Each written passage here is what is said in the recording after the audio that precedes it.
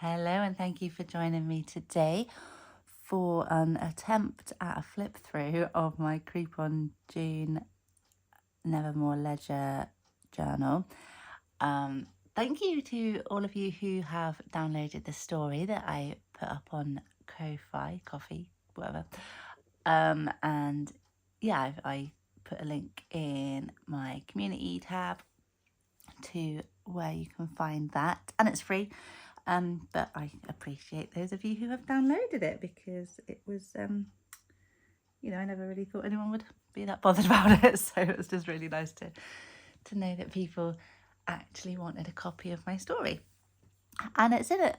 Hopefully, the way I've uploaded it is it's just in a Word document. I did give it a fancy font, but I don't think that translated over. But then you can just edit it, hopefully, and give it your own font and do whatever, or get some sort of tool to extract the text if you can't edit it and do your own version.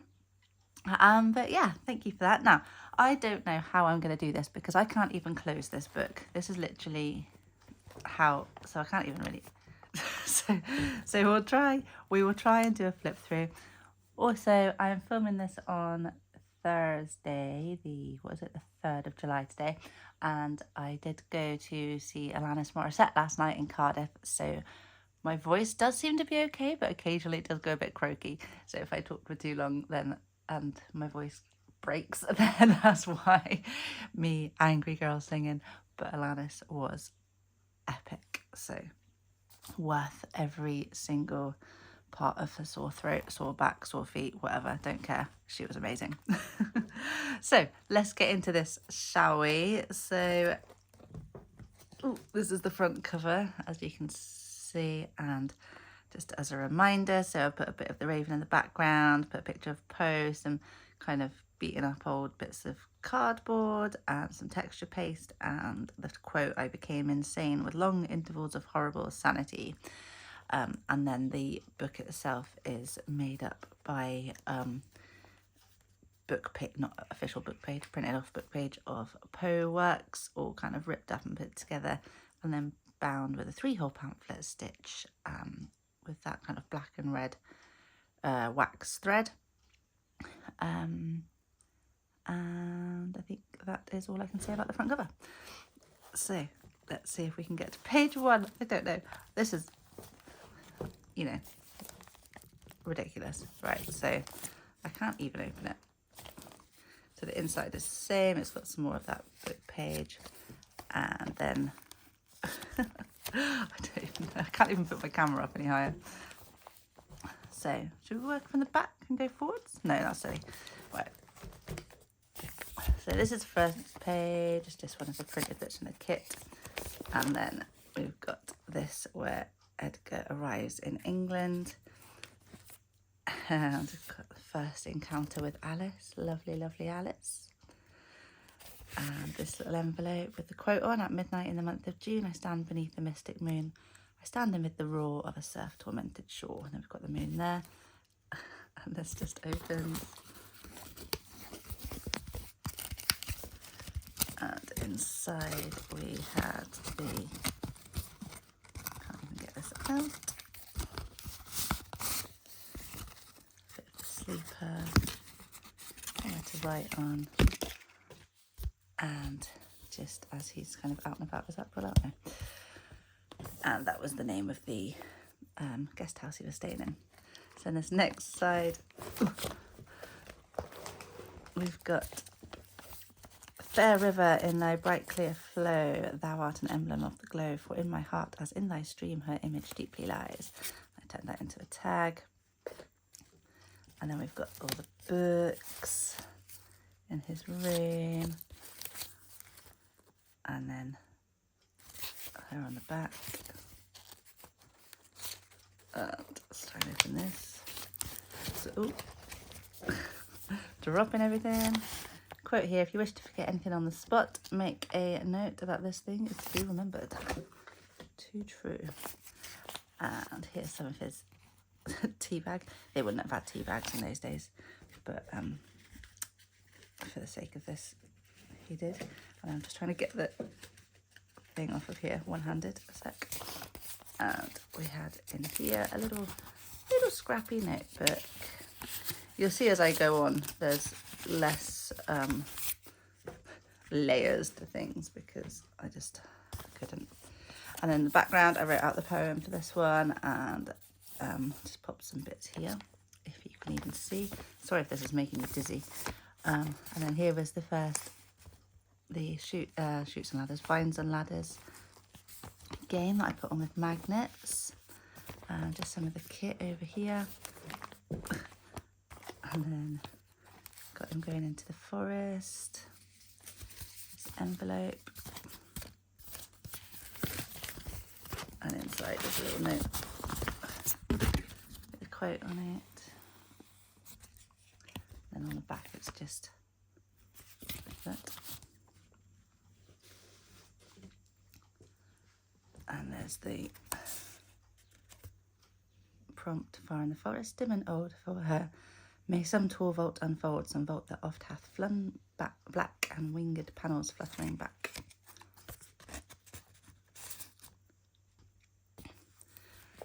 And then over here we've got number 4, so that was a bit from Lenore. And everything's stuck, obviously. Hang on. It's not stuck, I forgot it was a flip out thing like that. And that was when he was watching Count Dracula. I was trying to yank this out, it wasn't doing anything. And then this is, yeah.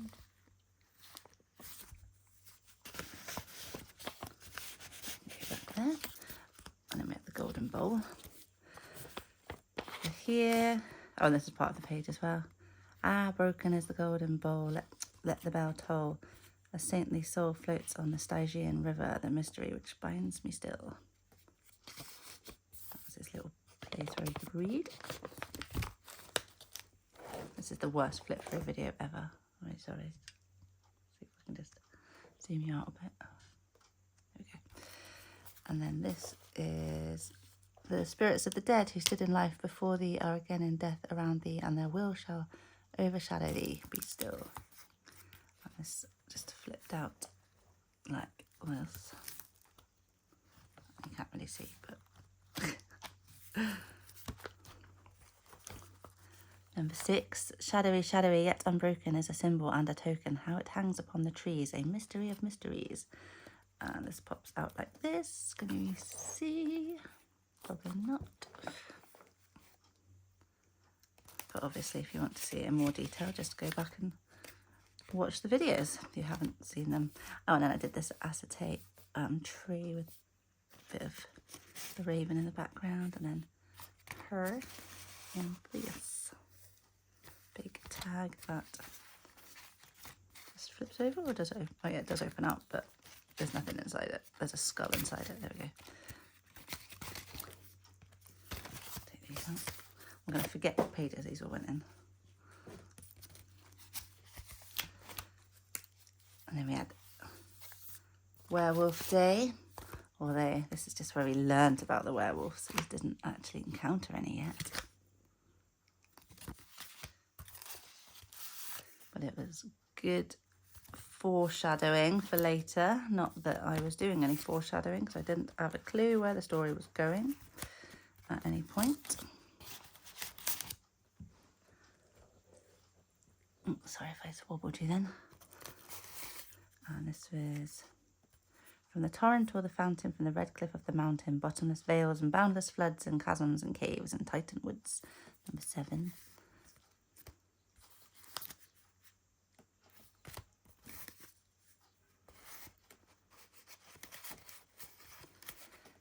Can we get this back in here? Yep. That funny little bat with the heart.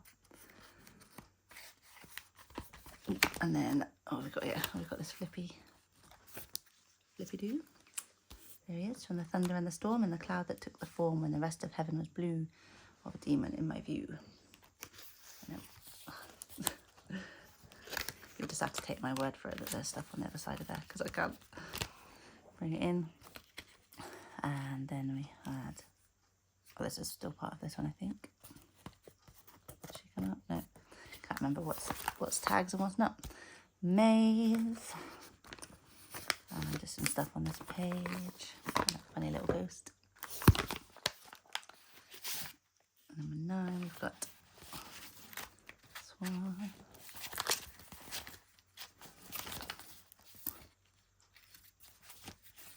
mountains toppling evermore into seas without a shore, seas that restlessly aspire, surging unto skies of fire. Then we've got the mummies, mummy page. Where he's wondering what the people look like that were buried in the forest.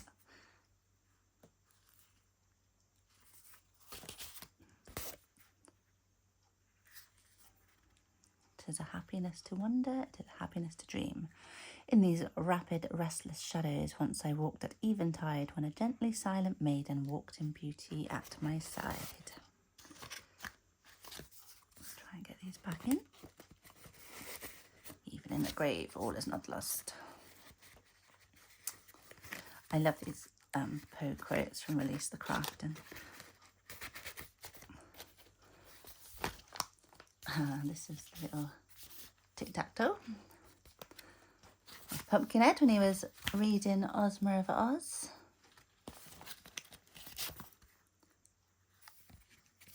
And then we've got the Scarecrow. "Over hamlets, over halls, over the strange woods, over the sea, over spirits on the wing, over every drowsy thing."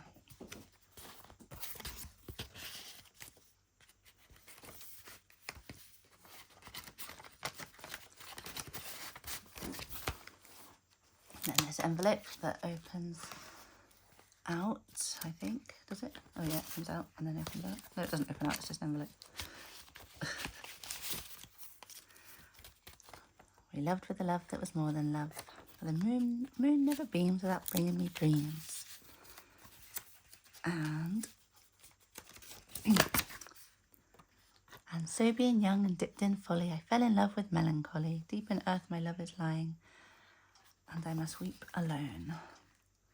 What a sad, this is one of those sadder days. I like that Edgar ended up having some adventures. "Swift and keen there came unto me bitter memories of the past on me, like the rain in autumn on the dead leaves, cold and fast." Did we look at that? Yeah, we did. Frankenstein monster page.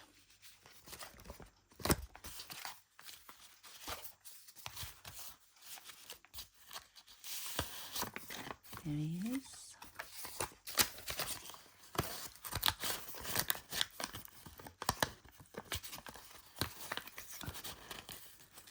Priscilla left me a comment, Priscilla from Release Craft, and left me a comment saying that she now demands a 10-part series for Alison Poe's adventures. "And all my days are trances, and all my nightly dreams are where thy dark eye glances and where thy footstep gleams." And I thought, yeah, that would be good. I ain't writing it though. I'll suggest it to Netflix. Everyone gets one, right? "Like a ghastly rapid river through the pale door, hideous throng rush out forever and laugh, but smile no more."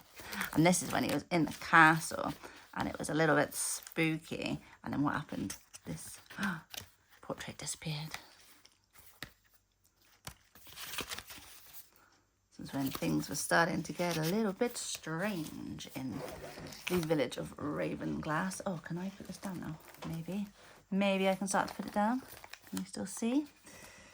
And then we've got this one that just, oh, we had the butterfly, didn't we? So that opens out like that. And then you've got the butterfly here that looks through. And then it flips around like that. And you can see the butterfly again. And there's that golden bowl again.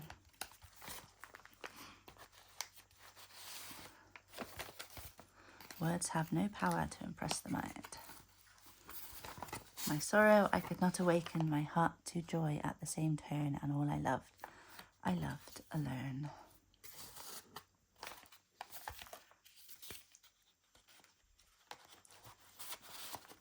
I don't know what it is about Poe that I'm so drawn to. I think it's like, you know, sometimes when you read things and the words just feel really like nice in your mouth.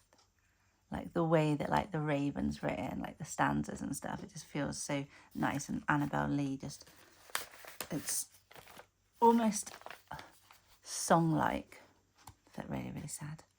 Oh, speaking of which, "For the moon never beams without bringing me dreams, and the stars never rise, but I see the bright eyes, And that, of course, is from Annabelle Lee, and I wrote out Annabelle Lee in the background and then just put some of the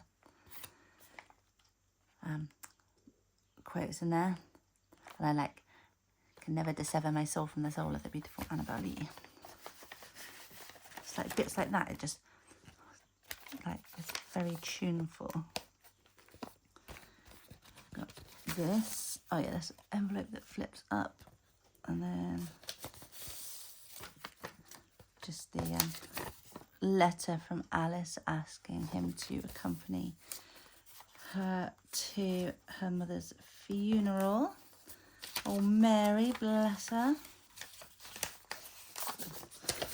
That was, and so all the night tide I lie down by the side of my darling, my life and my bride, in her sepulchre there by the sea, in her tomb by the side of the sea. That's Annabelle Lee still. I've got to spot the difference. And I haven't put all the rest of the games in here yet. I probably will do at some point, but I just need a creep on June break for a bit while I do some more summery things. While I nodded, nearly napping, suddenly there came a tapping, as of someone gently rapping at my chamber door.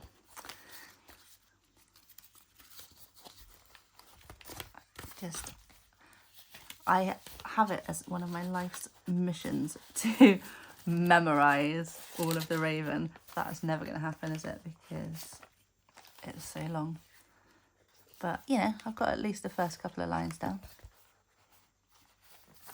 This is when he went and got the flowers, which is nice.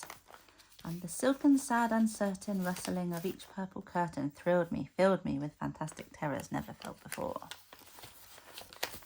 And then here's the cipher. Decipherer.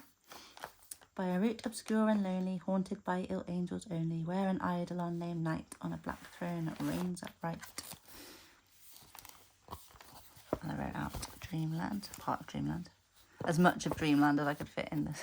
It's a little bit longer. Every moment of the night forever changing places, and they put out the starlight with the breath from their pale faces. I think that bit was from Fairyland.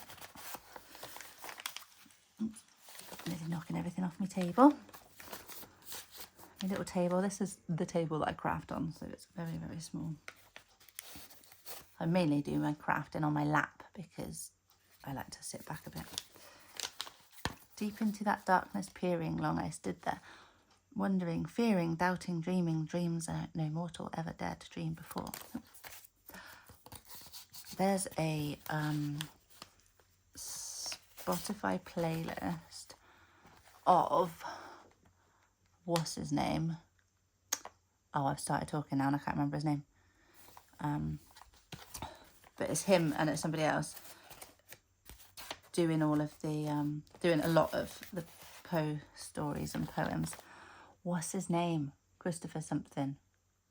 Christopher Lee? Is that somebody? No, wasn't that Superman? I can't remember.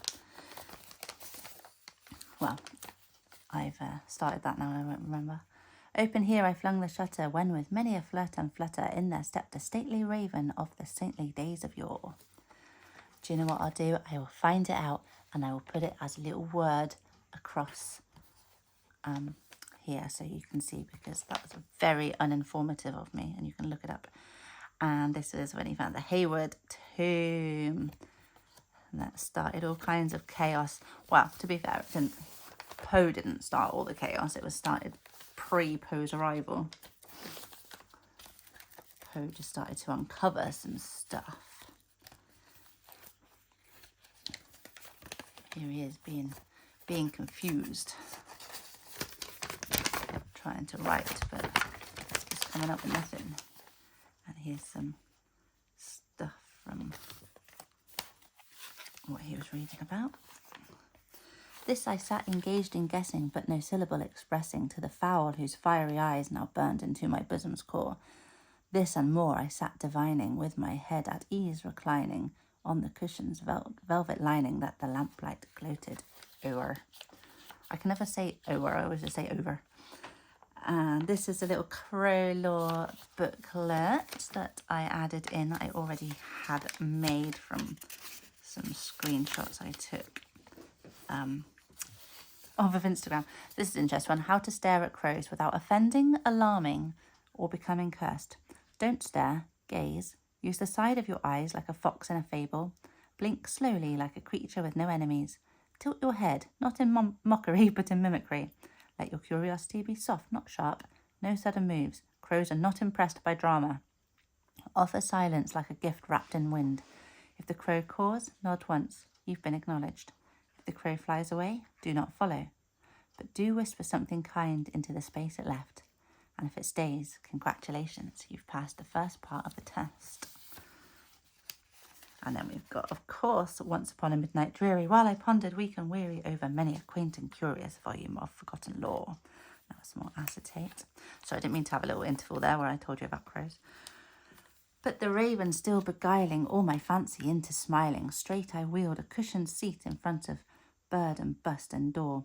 Then upon the velvet sinking, I betook myself to linking fancy unto fancy, thinking what this ominous bird of yore, what this gaunt and something bird of yore meant by croaking nevermore. I can't remember what the rest of that is, but this stops half sentence, so I feel I'm obligated to finish off the quote.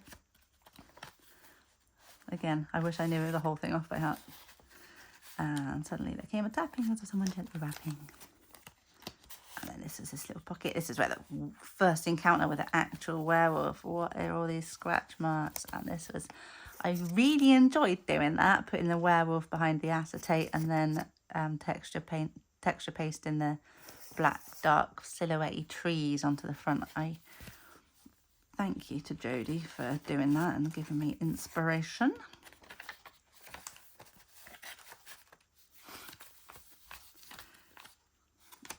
With mine of lord or lady perched above my chamber door, perched upon a bust of Pallas just above my chamber door, perched and sat and nothing more.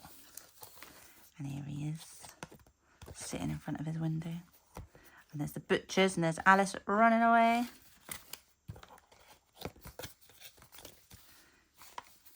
She wasn't even actually chased. I think she was just being a bit dramatic, but it was fine. It was fine. It led to, there he is, sat on his thing. It led to some interesting developments in the story that I was very pleased about coming up with 2 days before the end. Oh, and there she is getting into her mother's bureau to find out all the information. Because as well, I got to day about, I don't know, 6 or 7, and I thought to myself, I can't just do 30 days of Edgar goes out for a walk, finds something interesting, comes home, writes about it. Like I was like, I can't do that every single day, but I didn't know what to do, so I just had to kind of like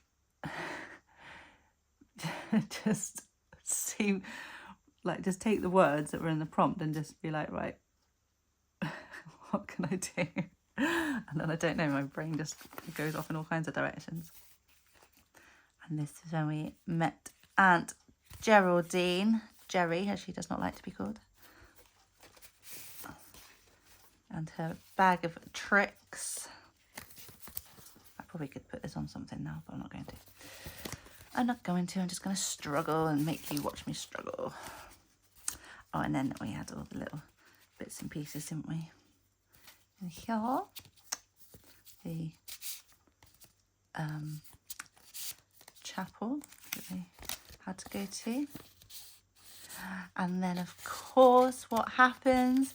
Jupiter, wonderful, wonderful Jupiter, star of our story, turns into a fantastic grand raven and flies off. Although we do catch a final glimpse of him in the last day. Jupiter is honestly my favouriteest crow in the whole wide world. I want one for myself. I know I wrote him, but I just love him. He is so sweet. And then we've got the last day here, the bells, the letter which will never ever be opened. And all of the wonderful appreciation from everybody that Edgar's met and even not met. beautiful horse and carriage, all of his gifts and fanciness, and he got to look very, very grand whilst he went off to take his journey back home. And I like to think that when he got to the boat, maybe they saw how grand he looked and how wonderful his transport was, that the boat people upgraded him to one of those, I can't get this in, one of those really fancy rooms, you know, like in the Titanic where they used to get to go to the balls and stuff and they had the big rooms. I like to think that that's what he was upgraded to, but it was not the Titanic because it was way before Titanic times. So don't worry, he did not come to a sticky end. And then the rest of it is just the rest of the pages. So I haven't done anything else in this journal. Like I said, I just wanted to have a bit of a break from Poe. I love him with all my heart, but I wanted to be a little bit more summary. So you will see that I've popped on some catalysts and curiosities that I got to. And I'll be having some other things coming up soon as well. So yeah, these are just my pages. These pink pages are the avocado dyed ones. And then just some of the pages from the kit. So had I been more planny with this whole thing, then I would have just put all of the makes on this side and not done them double-sided. And it would have filled up a lot more of the journal, because look, there's all this space left that I haven't even used. This is coffee dye paper, and like it's so coffee dyed it rubs off on your hands. So I think it gives it a good little texture. But yeah, that is it. And then just got this little pocket at the back where I've been putting all my stories, pages from each day. So that is the Creep on June 2025. Just throwing all my bits and pieces on the floor there. Flip through journal. Hope you enjoyed it. Sorry it was a mess, bit of chaos. But yeah, hopefully it just kind of gives you a little bit of closure for the whole thing. Speaking of closures, I really need to put one around this. So I will be back soon with something else. I'm so pleased that you enjoyed my story. It gave me so much joy to read your comments. And just thank you to you all. And I've met some lovely, wonderful new creators who are so talented. And I'm just, yeah, pleased that this has opened up so many new people to me. So thank you so much. And I'll be back again with something else very, very soon. And I will leave the link to the free download for the story in the description of this video. It's also on my community tab as well. So have a wonderful rest of your day. Bye.